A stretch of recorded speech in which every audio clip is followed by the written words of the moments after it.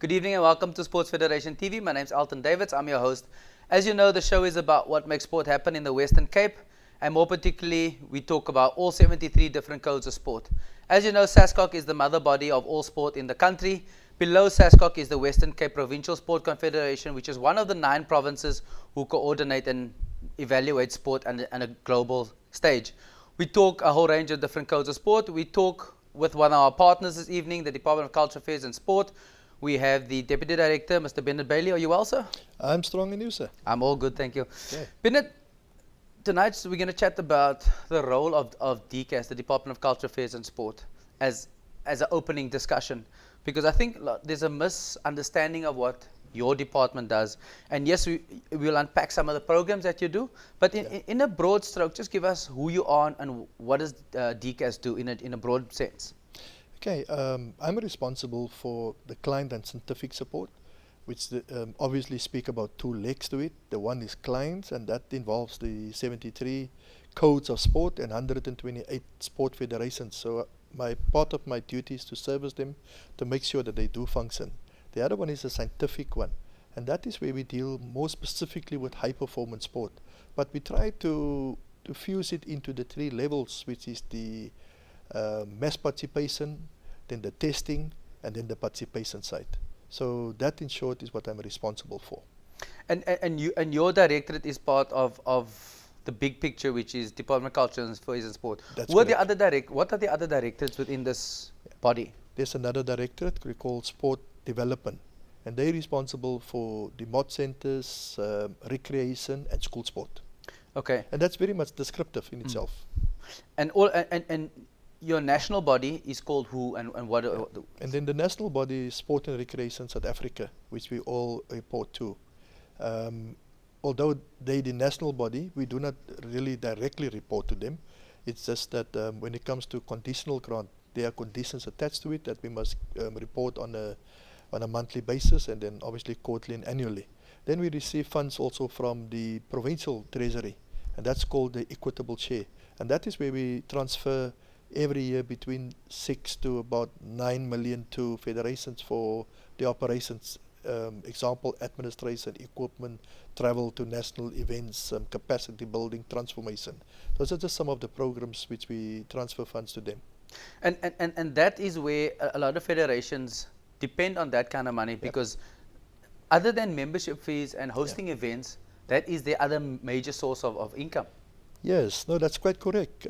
Myself, if I do have a personal life, is involved at federation level, and we know it's very difficult to get any funds because of the economic situation that we find ourselves in. If we look at some of the federations, you look at the footballs, you look at although rugby at times claim that they're financially strong, at club level they also struggle. We go to cricket, they struggle. Cricket, although they're also financially strong at provincial level, those cricket clubs struggle to travel just to an away game. But those are the franchise sections of the code of sport, the more professional guys who have big sponsorship. But you're right, the local clubs like, I'll give you a rugby example, Perseverance as an example. They play at City Park, but they also need to travel away to Elsies River, and they have the same dynamics that any other club has. Yep, they do. Here in Western Province or in Cape Town, we as a department, we subsidize 33 clubs to travel week in and week out to games. They cannot afford. So it cut across that the economy is not so good when it comes to sport. And then because of that, and must remember there are 2 outcomes that we want to achieve nationally in sport. That is more people into the sport and more medals, so that the pool can be bigger, so that we can select better athletes. Now, for you to increase that pool, you need to get more people into the sport. However, that when you look at people cannot afford, and look at unemployment went from 25% to it's now currently 26%, which means that's about 9 million people that's unemployed. And we look at that's between 60 to 70% is the youth, and that's our market, which means that sport will and has become inaccessible to the majority of our people. So we would not be able to increase participation in sport. And sport then will develop and to become a close cooperation. Only those people who can afford, and that's worrying. Agree. And if you look at the 2010 census that said that only 10% of residents of the Western Cape actually participate in organized sport. In organized sport. And what does the 2020 vision say? Must be 50%. There we go. And we are in 2060 now. We're 4 years away from the 2020 vision. What strategies can we employ to decrease the entry to participation, do you think? We need, one of the obvious responses would be more money in the sport. That's one of the obvious ones. Now already the country struggled to release more funds into health, welfare, social development, safety and security, all those priorities of government. They're already struggling. Now it is for sport to align itself to speak to those priorities. For example, the health and safety programs, the fun hawks that we can start with. Yes. But now most of those guys that promotes that, they're not so linked to clubs, which means that clubs or federations miss out. You know that when we look at some of the events, it's controlled by companies. We look at the cycle, we must say that softly. We look at some of the greatest or the biggest marathons and fun walks. It's they give small percentages to the federations and as such. And I know that most of the federations are battling with that part, so that they can be to bring them in line, so that there can be synergy. Yeah. Bennet, let's take it back to Department of Culture, Affairs and Sport. You spoke about two elements. Let's unpack the one part of your directorate. You talk about the scientific part, and I know that part of that is, or maybe you should tell us what some of the responsibilities and aspects within that scientific component involve. Okay, we've got what we refer to as a provincial gym, and that gymnasium is being run on the premises of one of the government departments, and that's open to all employees of government to make use of it. That's to promote wellness for the staff? For the staff. Okay. Then we have a program we refer to as the academy system, and that is in all 6 districts of this province, and then there's a provincial one also. And to be part of that, you need to qualify in it. So there's mass testing, which is being conducted to all the federations, and then they nominate athletes as per the criteria. And it's not team preparations, it is skills development in those academies. Okay. And for example, that when it comes to the district academy, those athletes who run a 10.5, so they do have the possibility of doing well at national level or provincial level. Yeah. So then they qualify to be at the district academy. Then the 10.3 ones would have the possibility to qualify for national teams, because the national qualification is normally a 10.1, just under 10.1. So then the preparations start to make them or to condition them into a national athlete. And then we have also some athletes who have qualified at national level and who have just missed out of the Operation Excellence program of SASCOC, and they are also taken care of at provincial level. So that's on the scientific one. And they go for various services that we offer. That's biokinetics, to physiotherapy, to nutrition, to scientific support, to coaching, testings, and there's about 7 of those services that we avail. And the codes of sport, how does one find out which codes are eligible and part of these academies? Those are the 16 priority codes that we select from. That would be the athletics, the rugby, the netball, the football, those, like I said, those 16 priority codes. And the 16 priority codes has been identified at school level, so that there's a pathway for athletes when they get into athletics at school level. That athlete will be taken right throughout, so that athlete can, there's a database also, it can be tracked and make sure the person remains in the sport, or if they do not, they drop out, why? And there will be investigations in it. Okay. Yeah. And that is to fast track and offer the opportunity for someone in Bredasdorp who may have the potential. Yes. As an example. Yes, we and just maybe to continue with the Bredasdorp one, we've opened that academy, and it's now operational, and now the testing will be done in 2 weeks' time, which means that will give opportunities for people on the Overberg who's been on the outskirts. Remember, they've always been part of Boland, which means that the headquarters of Boland codes are normally in Paarl or maybe Wellington or maybe Worcester. Stellenbosch, yeah. And for them to travel all the way to Bredasdorp is about 2 hours drive. Hmm. So that level of participation has become inaccessible. So now with their own academy, that side of the world, in Bredasdorp, it's become accessible now. Mm. And our focus is, and it's no coincidence because of the Anine Boyson and other violent transgressions towards women, that our focus is on women on that side. And that's a brilliant initiative. Yeah.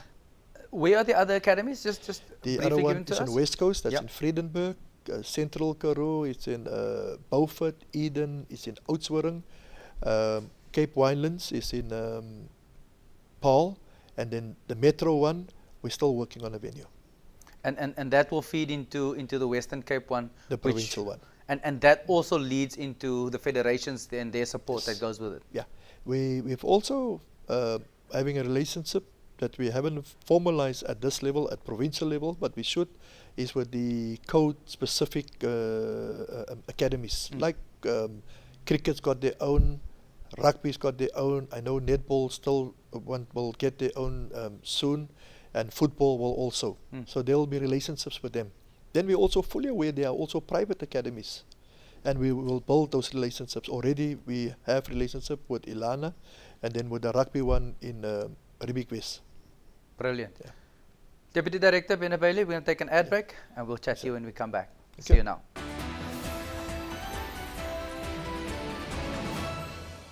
This is Sports Federation TV. We're having an interesting discussion with the Deputy Director of Department of Culture, Affairs and Sport, Mr. Bennet Bailey, telling us about the activities and events that happen within the Department of Culture, Affairs and Sport. Bennet, we've spoken about the scientific element based on the academies. Let's move to the client support side. Yes. And my understanding is that one of your core competencies is federations. Tell us a bit about the involvement with the federations. Okay, we are also guided by two, call it instructions from the National Sport and Recreation Plan, which was adopted in 2011, and that speak about facilitation and enabling. Our role as government is to facilitate and make sure that people come together. Mm. Then we must create an enabling environment to make sure that people can play. Now with that we mean that we need to put systems in place. Example, make sure there's facilities, although it's a local government competence, but we must liaise with them and make sure, and we always transfer about 2 million to assist with basic infrastructure support. Then there's a club development program, which we also assist then the federation's clubs with transport, equipment, apparel, capacity building, and all types of support that we assist. Let's stop there. Let's unpack that for a bit. So who forms part of this club support system? There's about 300 clubs that has been identified. 300 clubs, yeah, throughout across the the province. Western Cape. Throughout the province. Wow. And they have been identified by the 16 priority codes, and then we've got about 5 that have been identified by the Transformation and Monitoring Committee as priority. Mm-hmm. So that adds up to our 21 codes, and they've nominated the 300. They remain in the program for 3 to 5 years, and there's some of the clubs who have been in the program for longer periods. But that's then to reason that if we withdraw, those clubs will collapse because they depend on the support. Because corporate does not sponsor them, and there are no corporates available within the immediate vicinity. If you go, for example, to Doorn Bay, Where is Doorn Doorn Bay? Bay it's about, I think, about 4 hours drive from Cape Town, and the only organized group in that community happens to be either the church group or sport. Yeah. So if we withdraw our funding from them, they will collapse, because where will they get support from to participate in leagues? And we're supporting the cricket and rugby club that side. Okay. And where else would there be, I mean, give us another example like that. Then we also in Murraysburg, which is about 6-7 hours drive from Cape Town, and they very far. We also got football clubs that we assist, and they participate in the various leagues. In the Central Karoo Football Association. Then we got clubs in Bitterfontein, which is also bitter fair from here. That's about close to 7 hours drive from Cape Town. And that's also one of the places where you do not find water except that you have bottled water in that Yeah. place. And you can imagine the conditions of the facilities, especially the grass that they play on. Mm. So it's more gravel than grass. And then we can go to a lot of places. We got a lot of clubs in Bongole too. Then we also have relationship with SWD cricket, especially around the African project to take cricket to African townships. And they're very successful in it. And it's not just a development level, but they've also have some athletes graduating to the provincial teams. Okay. Yeah. Bennet, as one of the partners of Department of Culture, Affairs and Sport is the Western Cape Provincial Confederation, and the two marry and work closely together, Yeah. and almost like a hand in glove scenario. What other programs do you do in conjunction with the Confederation? Okay, there's the Sport Legends one, which is quite a big one. Then there's the Sport Awards. What's the legends? Let's unpack one at a time. Okay, the Sport Legends is where we honor people over the age of 55 annually, and we celebrate their achievements normally around 16 December, and that's the time that we reflect on our history and we give all appreciation to those former greats. How do you nominate somebody, or how does the process work? Yes, we normally send it out to sport federations because we've experienced some challenges lately. Is that because the leadership of the federations change, and as you know, leadership change, they want to sweep clean.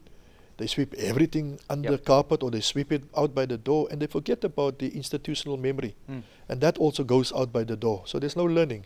However, is that we are very fortunate to have some, refer to them as sport historians, being chaired by Professor Andre Odendaal, who's a historian by profession.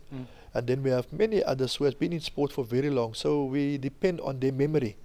And then we also go into some of the archives of newspapers, and that is where we find most of them. Yes. And when we conclude that process, we take that to the Western Cape archives for further reference and for studies. And then you mentioned something about an awards. Tell us a bit Then about there's that. the Sport Awards annually, and that is also taken from the 6 districts. Where the 6 district sport councils all have their awards at local level. Then they nominate their top athletes and administrators and achievers to the provincial level. And then after that, those guys then who have made it at provincial level are nominated to be part of the SA Sport Awards. So when they start at local club level or at local sport council level, then at club level, at local level, there's a pathway for them to test also if their achievements can be compared to others. And you'll be surprised that sometimes you'll get maybe a guy from fly fishing outdoing someone from rugby. Yeah. And the mainstream media would not pick that up. Yeah, and I think people need to understand that the sports person at your club could potentially be the Western Cape sports person. That's So correct. from Cape Town Club Yeah. to Cape Town Sports Council Yes. to Western Cape to even SA Sports Awards. That's and exactly that, how it and goes. exactly what you're saying. That's Yeah. the pathway. That's and the we need to recognize people for all codes of sport. There are 73 codes of sport. Yeah. It's not only the mainstream codes of sport that are recognized and accept the awards. No, that's 100%. What other programs do you do? Okay. Does your director do? Then there's the capacity buildings. There's also one exciting one that we've got. We refer to it as the arbitration forum, which is the only one in the country, where we've got a couple of lawyers, guys that's involved in sport for some time, where they unlock disputes in sport. You know, sport can become quite monotonous and tiring, where people take you through the processes and the delaying resolution to disputes. And this one, this arbitration forum, resolve disputes and they issue awards. Yeah, but I think people need to understand the process of a dispute. Yeah. Maybe you should explain the different steps, the different levels, because you can't just, if you're unhappy with your chairman at club level, go to the arbitration committee. Tell us the process. Okay, you need to follow the internal processes as per your constitution. Now, what we've also found is that the constitution is silent when it comes to this. So we've drafted a dispute resolution clause that must be inserted in all the constitutions. So when it gets to arbitration level, we have the authority or jurisdiction to sit on that matter. In the absence of that, it's not. So what happens is that, for example, you have a problem with your chairperson, and there's been maybe an AGM club level. At club level. Yeah. So there's been an AGM. No reports has been tabled, and there are allegations about against the chairperson. It's always a chairman. I would love to say man. It's not it's never a woman. Do not ask me why. All the disputes we've dealt with has always been men. But Bennet, half the time disputes arise because of people's personal opinions and personal objectives muddy the water as opposed to the end goal, which is sport should be the first priority. And that takes up all the time. Yeah. All the time. There are federations, I know, some people has been elected for more than a year, and the only thing they've dealt with has been disputes. So then it comes from the club level, you exhaust all the avenues at club level, you're not happy, you take it, if you can take maybe the football example, you then take it to local football association level, you're not happy with the outcome, you take it to the district level, you're not happy with the outcome, and then you approach. Now that sounds like years now. I mean, there are many cases in the High Court which has been dealt with just in a couple of months or weeks. Now that sounds very long. So what we propose is that the 7-day period, if you're not happy within 7 days, you escalate to the next level. And in so doing. Now you might ask the question, if you're not happy with team selection but the team is playing on Saturday and today is Thursday and you do have a problem with that, so what we suggest then is that you ask that those games be postponed until such time that this dispute is resolved. But you will find, a lot of times you find reluctance. So that is where the arbitration forum would step to the fore and ask that those games be stopped until it's resolved. Bennet, tell us about the Africa Day. That's to me, that's an important aspect of what you do. Legends is key. Awards is key, but most people don't even know about Africa Day. Tell us a bit about that. Yes, I must agree with you, and it's downplayed a lot. Although, and it's been looked at as a political, more as a hardcore political activity. And I'm just going to touch a little bit on the hardcore part, and then I'll zoom straight into what I want to say about the sports side. It was started by the African Union, and that was way back in 1963 by Kwame Nkrumah, KK Kenneth Kaunda, the then Haile Selassie, you know, the guy from Ethiopia, would say Irie. Those greats, Africa greats, with the decolonization in the 60s and after the Second World War, when Europe was weak that time after the Second World War, I mean, Nazism really destroyed, and when Europe was busy rebuilding itself, they couldn't really handle or manage still the colonization of Africa. So a whole process, about 33 countries started decolonizing themselves. And then Europe went, and then these 33 countries had to come together. They had to find common purpose. And the common purpose was that they need to have Africa for Africans and Africa for itself, and the African Renaissance concept was born. And that is how the African Union was then born on the 25th of May in 1963 in Addis Ababa.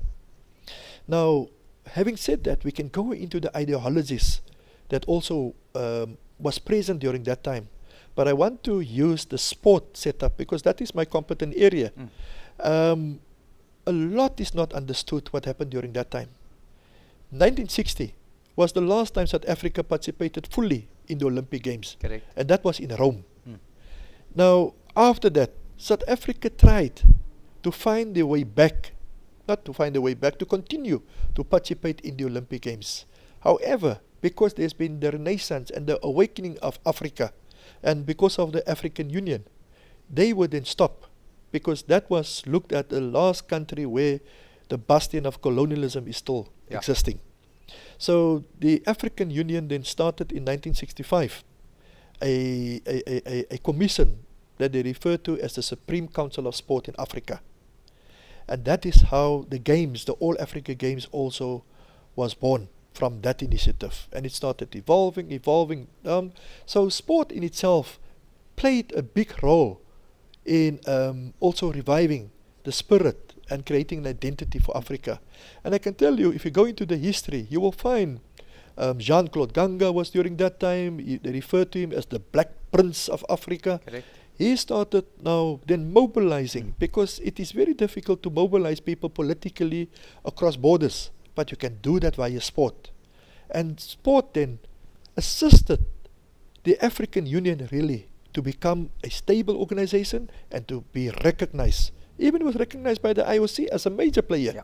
So we look at this Africa Day into reconnect with our brothers and sisters in Africa and telling them we are all part of the same continent. We got the same fights that we want to fight. 2060 has been identified that we should have reached the emancipation of women, not only in sport but throughout society. And therefore previously we only had football, men playing football in Africa Day. We've now introduced netball also, and women's rugby and football. Nice. So now on the 21st next week, we will be having women also participating in Africa Day, because we must open our doors. Yep. Because while we were in the doldrums, Africa suffered because of us. Yep. Where will all of this take place? This will be in Kailicha, Kailicha Stadium, and we've got the full cooperation of the Kailicha Sport Council. They fully endorse with the 5 Kailicha football associations. And you must understand, there's a sub-union of netball that was also started by our department when there was nothing in Kailicha. We started that process. We sent in our staff members and they assisted. And today there's a Kailicha netball union. Bennet, thank you for your time. You've given us lots of food for thought, and you've demystified lots of aspects of what your department and your director does. And thank you very much for your time. Thank you, and thanks for the opportunity. We'll take an ad break, and we will come back. We'll chat to the President of the Western Cape Provincial Sport Confederation, Mr. JP Nadir. See you now.